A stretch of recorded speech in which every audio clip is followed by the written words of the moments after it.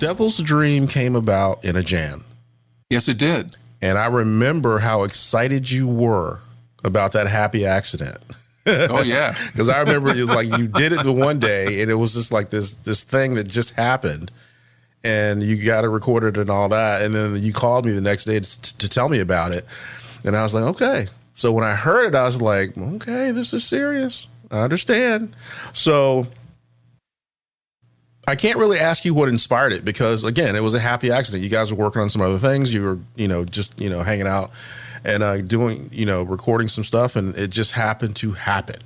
That's right. But after the fact, once you got the basic idea down, what was the thought?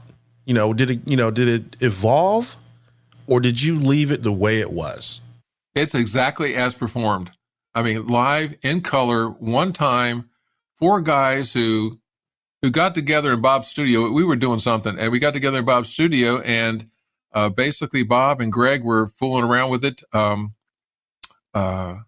He had set up Bob he had a bluegrass band, and he was into, setting up the old style bluegrass thing, put a couple of stereo mics in front of you, and people step in to do their thing, whenever they want to take a lead or something along those lines.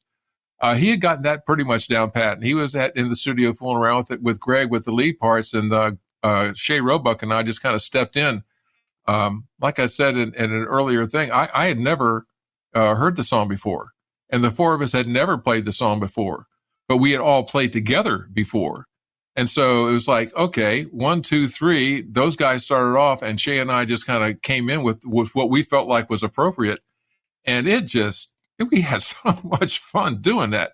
And of course, Bob got the recording, sent us an MP3, and I re-engineered it, 10 or 15 years later to something that I felt like could be a better representation of that moment, but also of our acoustic skills, which is a real big theme in this album is acoustic, except for Say You Will. So at the end of the day, that was just a magic studio moment that just happened between 4 good buddies. And to tell you the truth, we haven't gotten together and played since that day and that particular show since. And I miss that. But they're all still playing.